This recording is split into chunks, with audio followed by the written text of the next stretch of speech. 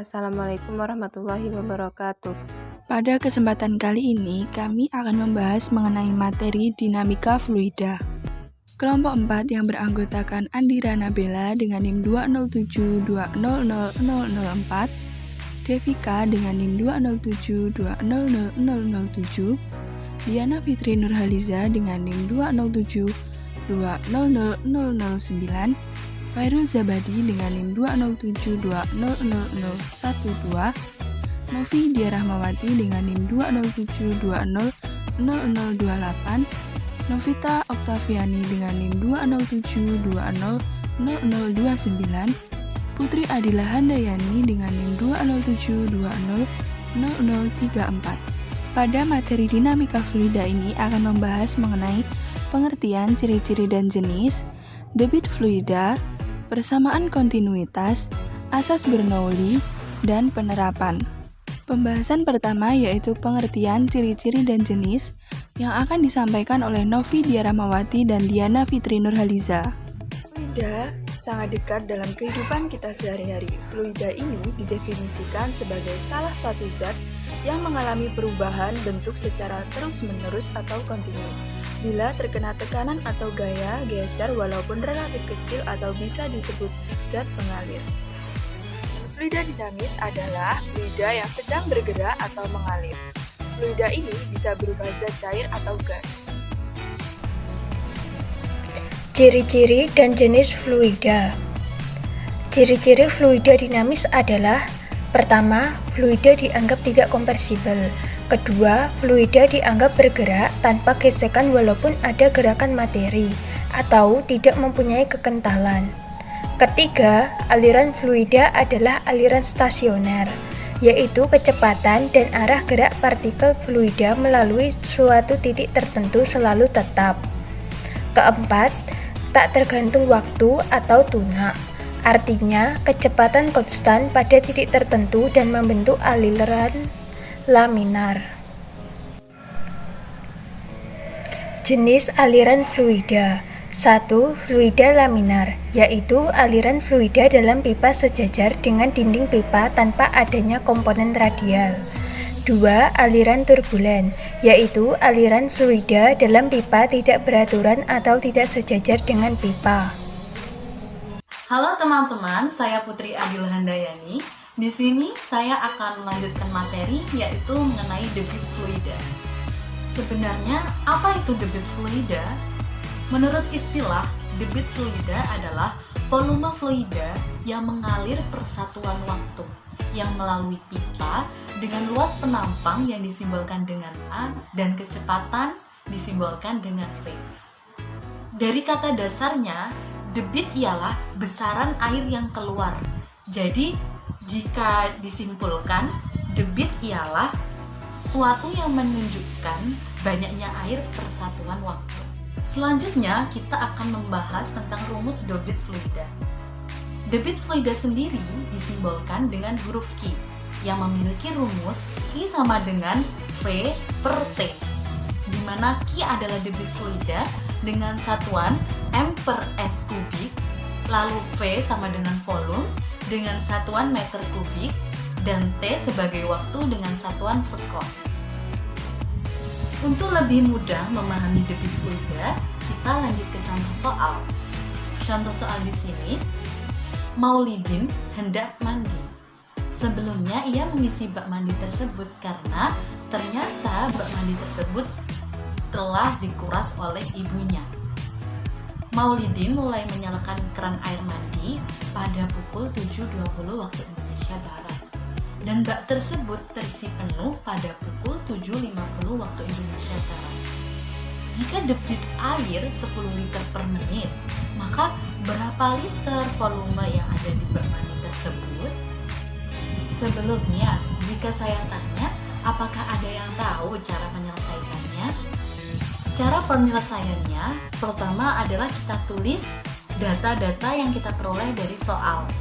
Data yang kita peroleh pertama adalah T atau waktu, yakni 30 menit.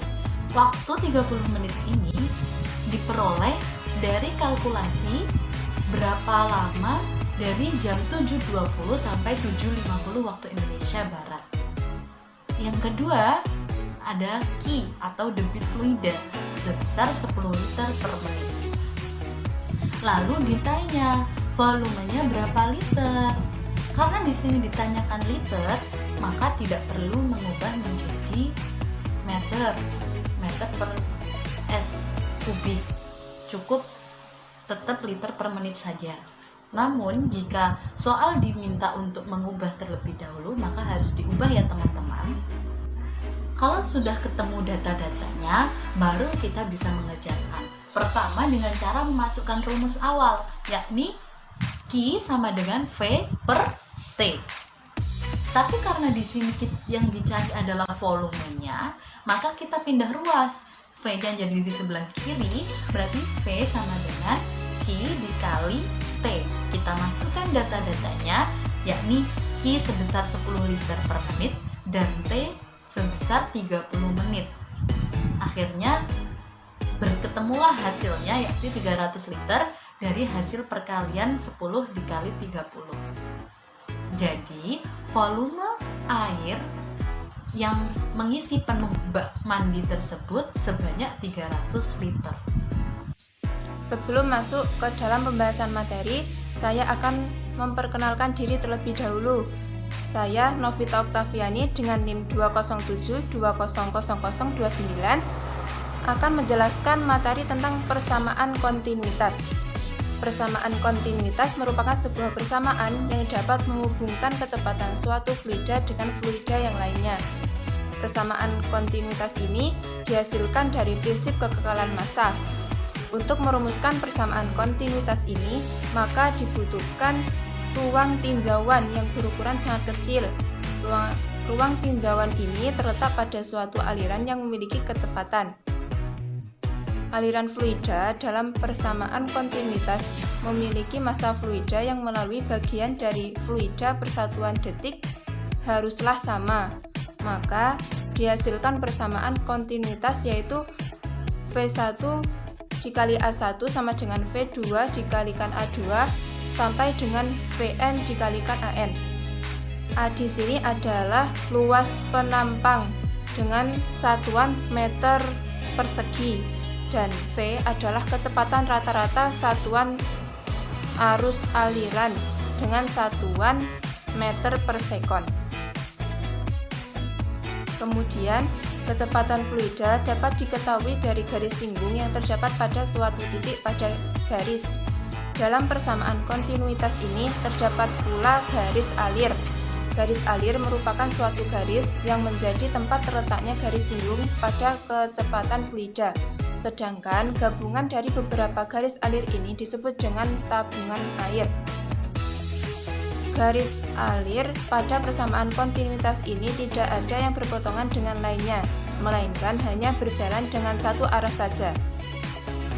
Kemudian, pada tabung alir, fluida harus melalui mulut tabung. Jika tidak melalui mulut tabung, maka akan mengakibatkan terjadinya potongan garis alir dan menyebabkan aliran steady atau mempunyai kecepatan konstan terhadap waktu. Pada contoh soal yaitu pada sebuah pipa, salah satu bagiannya memiliki luas 20 cm persegi dan bagian lainnya memiliki luas sebesar 10 cm persegi. Jika laju aliran air di bagian pipa berdiameter besar adalah 30 cm per sekon, maka laju aliran air di bagian pipa berdiameter lebih kecil adalah, maka diketahui A1 sama dengan 20 cm persegi, A2 sama dengan 10 cm persegi, V1 sama dengan 30 cm per sekon, maka kita ubah menjadi meter per sekon terlebih dahulu menjadi bernilai 0,3 meter per sekon. Ditanya V2, maka kita menggunakan rumus persamaan kontinuitas yaitu V1 dikalikan A1 sama dengan V2 dikalikan A2 menjadi 20 dikali 0,3 sama dengan 10 dikalikan V2. V2 sama dengan 20 dikali 0,3 per 10. maka menghasilkan 6/10 atau sama dengan 0,6 meter per sekon. Oke, berikutnya adalah asas Bernoulli. Apa sih asas Bernoulli? Asas Bernoulli adalah prinsip Bernoulli adalah sebuah istilah dalam mekanika fluida yang menyatakan bahwa pada suatu aliran fluida, peningkatan pada kecepatan fluida akan menimbulkan penurunan tekanan pada aliran tersebut. Dalam bentuknya yang sudah disederhanakan, secara umum terdapat dua bentuk persamaan Bernoulli. Yang pertama adalah berlaku untuk aliran tak termampatkan atau incompressible flow, dan yang kedua adalah berlaku untuk aliran termampatkan atau compressible flow. Apa sih aliran tak termampatkan? Aliran tak termampatkan adalah aliran fluida yang dicirikan dengan tidak berubahnya massa jenis fluida di sepanjang aliran tersebut. Contoh fluida tak termampatkan adalah air, berbagai jenis minyak, emulsi, dan lain sebagainya. Bentuk persamaan dapat dituliskan sebagian berikut dengan P plus rho GH plus setengah rho V kuadrat sama dengan tetap, dengan V adalah kecepatan fluida, G sama dengan percepatan gravitasi, H sama dengan relatif terhadap suatu acuan, P sama dengan tekanan fluida, dan rho adalah massa jenis fluida. Dalam bentuk lain, persamaan Bernoulli dapat dituliskan sebagian berikut, yaitu P1 plus rho GH1 plus setengah PV kuadrat 1 sama dengan P2 plus rho GH2 plus setengah rho V kuadrat 2. Aliran tak termampatkan adalah suatu aliran fluida yang dicirikan dengan berubahnya massa jenis fluida di sepanjang aliran tersebut. Contoh fluida termampatkan adalah udara, gas alam, dan lain sebagainya. Bentuk persamaan dari aliran termampatkan adalah V kuadrat per 2 plus V plus omega sama dengan tetap, dengan V sama dengan energi potensial gravitasi persatuan massa. Jika gravitasi konstan maka P sama dengan G kali H, sedangkan omega sama dengan entalpi fluida persatuan massa, dengan catatan omega sama dengan epsilon plus P per rho, dengan catatan epsilon adalah energi termodinamika persatuan massa, juga bisa disebut sebagai energi. Penerapan hukum Bernoulli. Bunyi hukum asas Bernoulli yaitu tekanan fluida di tempat yang kecepatannya tinggi lebih kecil daripada di tempat yang kecepatannya lebih rendah. Jadi, semakin besar kecepatan fluida dalam suatu pipa, maka tekanannya semakin kecil, dan sebaliknya, semakin kecil kecepatan fluida dalam suatu pipa, maka semakin besar tekanannya. Dalam kehidupan sehari-hari, kita dapat menemukan berbagai macam pengaplikasian hukum Bernoulli. Meskipun pada kenyataannya tidak ada jenis fluida yang memiliki kecairan dan kekentalan seperti yang disyaratkan dalam konsep hukum Bernoulli. Penerapan hukum Bernoulli yang pertama yaitu pada tangki. Perhatikan gambar tersebut. Pada titik A, kecepatan fluida turun relatif kecil sehingga dianggap 0 atau V1 sama dengan 0. Oleh karena itu, persamaan Bernoulli menjadi sebagai berikut. P1 ditambah rho GH1 ditambah 0 sama dengan P2 ditambah rho GH2 ditambah setengah PV2 kuadrat. G dalam kurung H-1 min H2 sama dengan setengah V2. V berarti sama dengan 2GH1 min H2. Jika H1 min H2 adalah H, maka V sama dengan akar rho GH. Akar 2 rho GH. Perhatikan contoh soal berikut. Perhatikan tangki berikut. Jarak lubang ke tanah adalah 10 meter dan jarak lubang ke permukaan air adalah 3,2 meter. Tentukan kecepatan keluarnya air. Karena di sini diketahui adalah jarak, maka kita menggunakan rumus V sama dengan akar 2 GH. V sama dengan akar 2 kali 10 kali 3 min 2 sama dengan 8 meter per sekon. Yang kedua, penerapan asas Bernoulli pada venturimeter. Venturimeter yaitu alat yang dipasang pada suatu pipa untuk mengukur kelajuan zat cair. Venturimeter sendiri memiliki dua jenis. Yang pertama ada venturimeter tanpa manometer. Untuk menentukan kelajuan aliran V1 dinyatakan dalam besaran-besaran luas penampang A1 dan A2 serta perbedaan ketinggian zat cair dalam kedua tabung vertikal H. Rumusnya, V1 sama dengan akar 2GH per dalam kurung A1 per A2 pangkat 2 min 1. Yang kedua, jenis venturimeter dengan manometer. Pada prinsipnya, venturimeter dengan manometer hampir sama dengan venturimeter tanpa manometer. Hanya saja dalam venturimeter ini ada tabung U yang berisi raksa. Berdasarkan penurunan rumus yang sama pada venturimeter tanpa manometer, diperoleh kelajuan aliran fluida V1 adalah sebagai berikut. V1 sama dengan akar 2 rho GH per rho dalam kurung A1 per A2 pangkat 2 min 1. Dengan keterangan rho R sama dengan massa jenis R dan rho U sama dengan massa. Saya Devika dengan NIM 207200007 akan mempresentasikan penerapan hukum Bernoulli yang selanjutnya. Hukum Bernoulli juga terdapat pada tabung pitot. Tabung pitot adalah alat yang digunakan untuk mengukur laju aliran udara. Perhatikan gambar berikut. Udara mengalir melalui lubang di titik A. Lubang ini sejajar dengan aliran udara, sehingga kelajuan dan tekanan udara bernilai sama dengan aliran bebas. Jadi, kelajuan di titik A sama dengan kelajuan aliran bebas, dan tekanan di kaki kiri tabung sama dengan tekanan aliran udara. Udara yang masuk pada titik B akan diam, sedangkan udara yang masuk pada titik A memiliki laju yang sama dengan udara luar.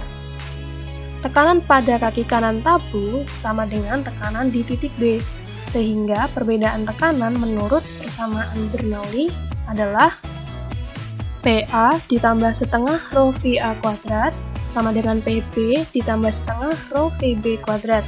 Karena kecepatan di titik B sama dengan 0, maka PA ditambah setengah rho VA kuadrat sama dengan PB ditambah 0. Karena kecepatan di titik A sama dengan kecepatan aliran bebas, maka PB min PA sama dengan setengah rho V kuadrat. Sehingga laju aliran udara dapat diketahui sebagai berikut. V kuadrat sama dengan 2 dikali tekanan di titik B dikurangi tekanan di titik A dan dibagi dengan rho. Di mana PA adalah tekanan di titik A, PB tekanan di titik B, rho adalah massa jenis air, sedangkan VA adalah kecepatan di titik A dan VB adalah kecepatan di titik B. Yaitu gaya angkat sayap pesawat. Pesawat terbang dapat terangkat ke atas karena sayap bagian atas memiliki kecepatan yang lebih besar daripada sayap bagian bawah. Dalam prinsip Bernoulli, peningkatan kecepatan akan menyebabkan penurunan tekanan. Maka tekanan bagian bawah sayap akan lebih besar daripada tekanan bagian atas sayap. Tekanan bagian bawah sayap yang lebih besar inilah yang menghasilkan gaya angkat. Syarat agar pesawat bisa terbang adalah gaya angkatnya lebih besar dari gaya beratnya. Maka berlaku persamaan gaya angkat sama dengan F2 min F1 sama dengan setengah dikali rho U dalam kurung V1 kuadrat min V2 kuadrat dikali dengan A, di mana rho U adalah massa jenis udara, A adalah luas sayap pesawat, dan V adalah kecepatan aliran udara. Penerapan prinsip Bernoulli juga terjadi pada cerobong asap.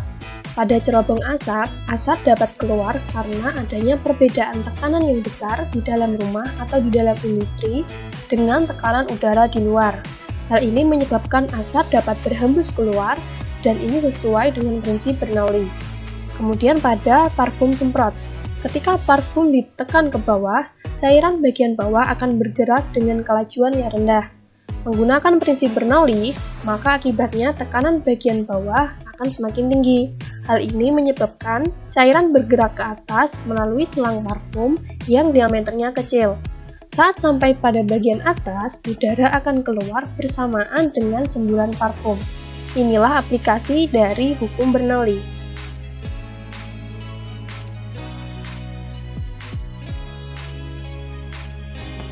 Demikian presentasi dari kelompok kami. Terima kasih. Wassalamualaikum warahmatullahi wabarakatuh.